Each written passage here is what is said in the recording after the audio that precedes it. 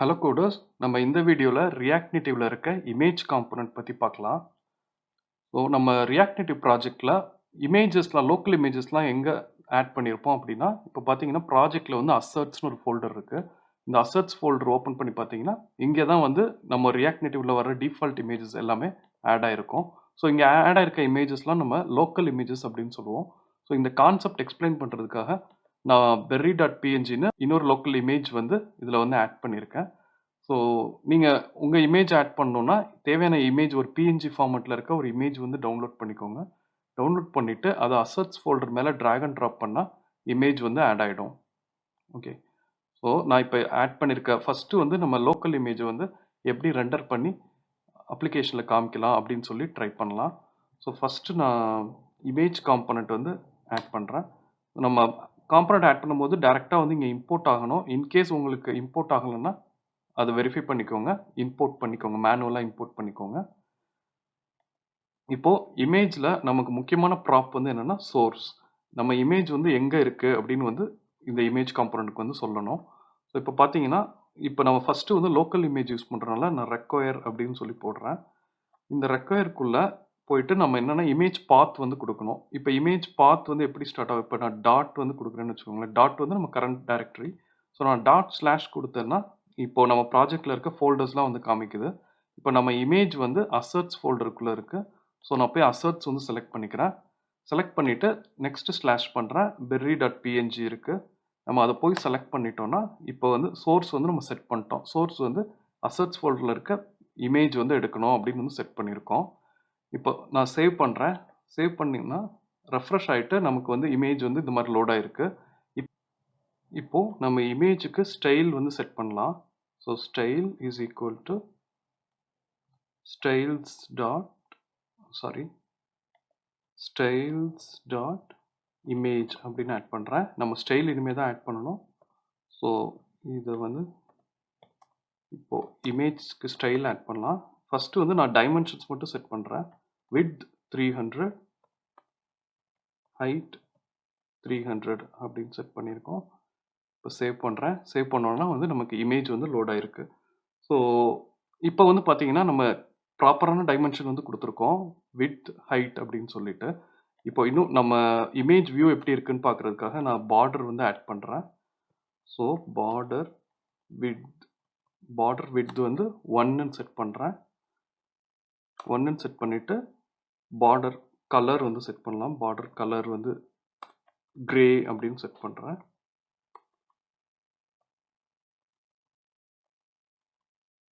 Image border வந்து load ஆகிருக்கு.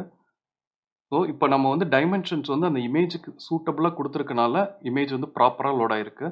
இப்போ வந்து நம்ம ஒரு ஸ்க்ரீன் டெவலப் பண்ணுறப்போ எக்ஸாக்டாக வந்து நம்ம இப்படி இமேஜ் வியூக்கு இந்த சைஸ் வந்து இருக்க வாய்ப்பில்லை. நம்ம ஸ்க்ரீனோட டிசைனுக்கு ஏற்ற மாதிரி ஸ்மாலராகவோ இல்லை பிக்கராகவோ இருக்கும். இப்போது நான் இந்த டைமென்ஷன்ஸ் வந்து சேஞ்ச் பண்ணுறேன். ஹைட் வந்து 100ன்னு வச்சுருக்கேன். இப்போ பார்த்தீங்கன்னா இமேஜ் வந்து கிளிப் ஆகிருக்கு. நமக்கு என்ன ரெக்குவயர்மெண்ட்னா நம்ம இந்த இமேஜ் வியூக்குள்ளே இமேஜை வந்து ஃபிட் பண்ணணும். ஸோ அதுக்காக நமக்கு முக்கியமாக இருக்க ப்ராப் வந்து என்னென்னா ரீசைஸ் மோட் அப்படின்னு சொல்லிட்டு ஒரு ப்ராப் இருக்குது. இது ரொம்ப வைடாக வந்து நம்ம யூஸ் பண்ணுவோம்.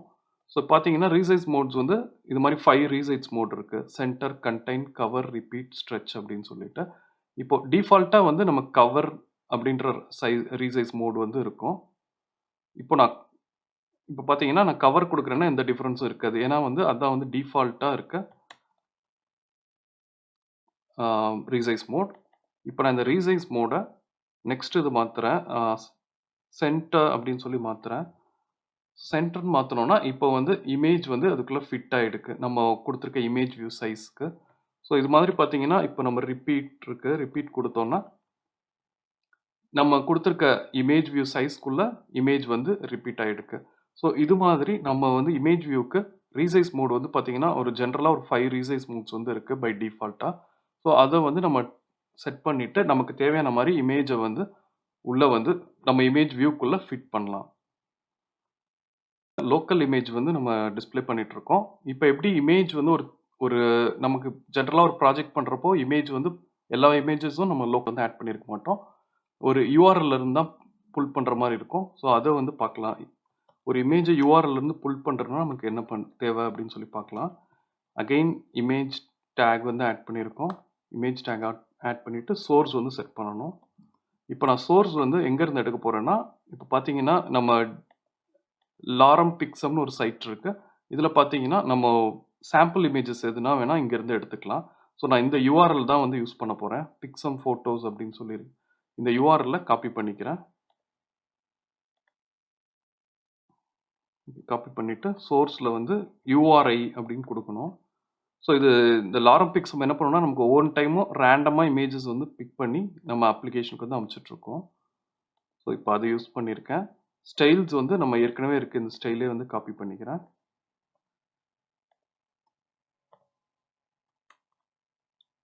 காப்பி பண்ணி இங்கே ஆட் பண்ணியிருக்கேன். ரீசைஸ் மோட் இப்போதைக்கு எதுவும் ஆட் பண்ணல.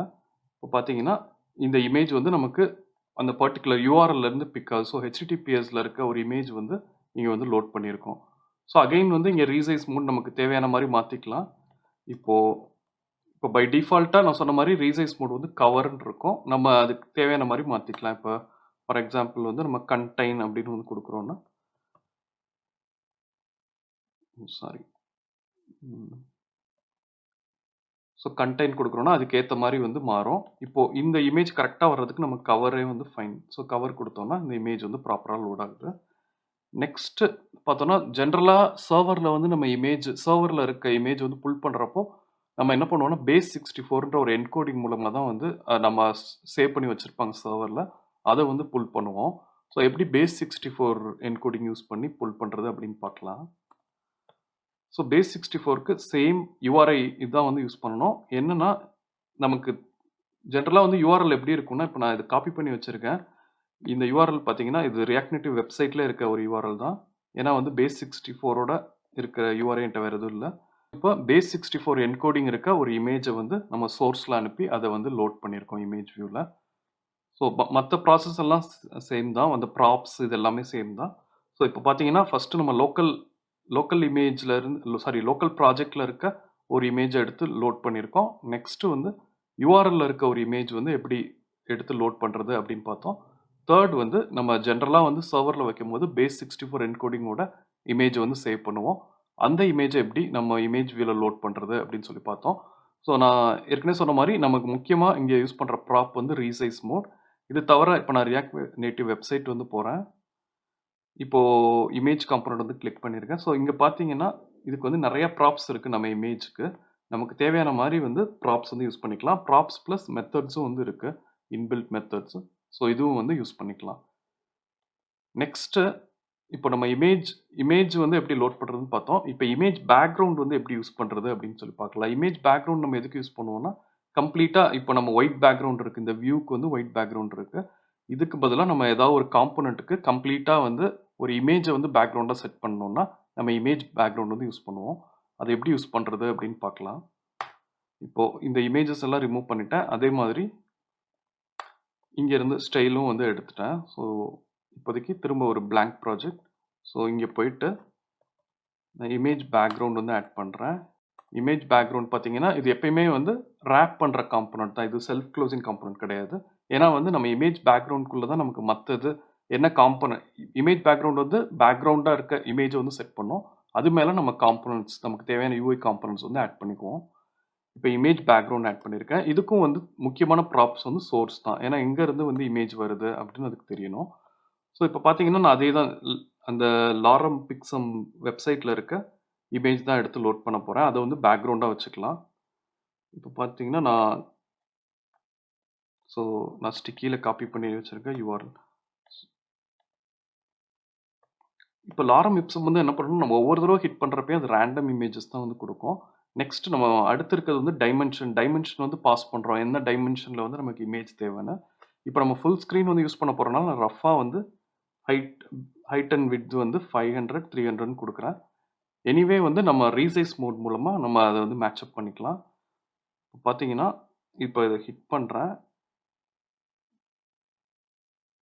இப்போ நமக்கு blank ஸ்க்ரீன் தான் இருக்குது. ஏன்னா நம்ம எந்த ஸ்டைல்ஸும் வந்து செட் பண்ணல. நெக்ஸ்ட் வந்து ஸ்டைல் செட் பண்ணலாம். Style is equal to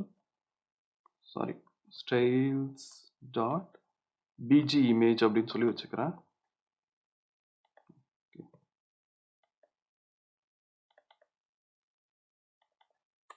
styles.bg image அப்படின்னு சொல்லி வச்சுக்கிறேன். இப்போ bg இமேஜ்க்கு நம்ம ஸ்டைல்ஸ் வந்து ஆட் பண்ணலாம்.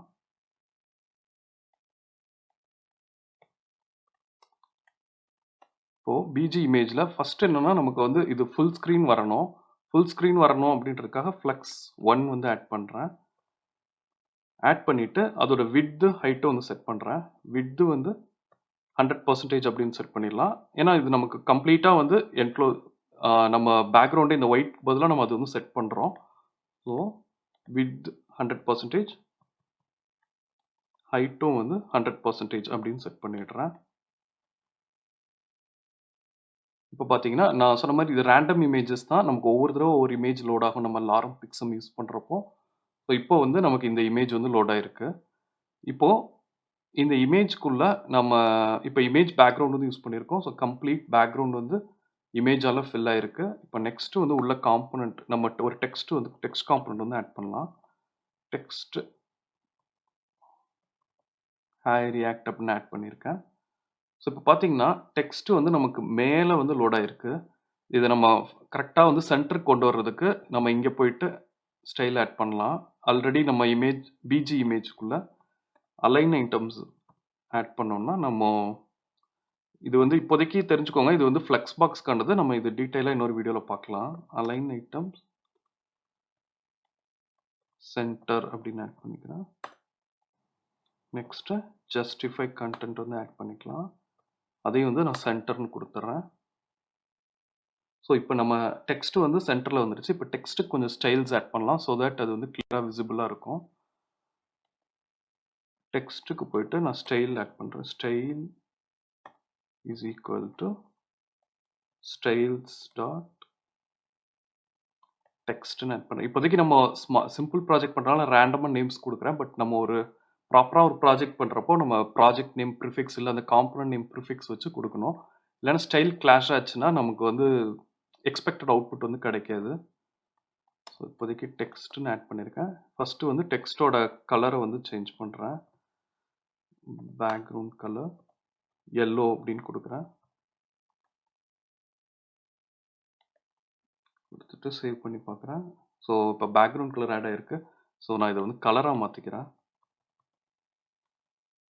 ஓகே, டெக்ஸ்ட் கலர் வந்து கொடுத்துருக்கோம். நெக்ஸ்ட்டு ஃபாண்ட் சைஸை வந்து மாற்றலாம்.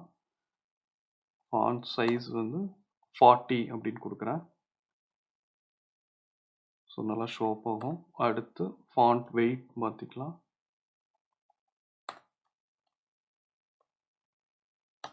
போல்டு கொடுத்துருக்கேன். ஸோ பார்த்தீங்கன்னா இப்போ நமக்கு வந்து பேக்ரவுண்டில் வந்து ஒரு இமேஜ் இருக்குது. அது மேலே வந்து நம்ம டெக்ஸ்ட் அதாவது எந்த காம்பனன்ட் வேணாலும் ஆட் பண்ணிக்கலாம். ஸோ இப்போ பார்த்தீங்கன்னா நம்ம இந்த மாதிரி தான் வந்து பண்ணுறோம். இமேஜ் பேக்ரவுண்ட் ஆட் பண்ணியிருக்கோம். இமேஜ் பேக்ரவுண்டுக்குள்ளே நமக்கு தேவையான டெக்ஸ்ட்டு வந்து சைல்ட் காம்பனண்ட்டாக ஆட் பண்ணியிருக்கோம். நம்ம இங்கே வந்து டெக்ஸ்ட் ஆட் பண்ணியிருக்கோம். பட் நமக்கு என்ன காம்பனண்ட் தேவையோ எதுனாலும் வந்து இதில் ஆட் பண்ணிக்கலாம். ஓகே, ஸோ இந்த வீடியோவில் ஏதாவது டவுட்ஸ் இருந்தால் எனக்கு கமெண்ட் செக்ஷனில் ஆட் பண்ணுங்கள். நான் உங்களுக்கு ரெஸ்பாண்ட் பண்ணுறேன். தேங்க்யூ.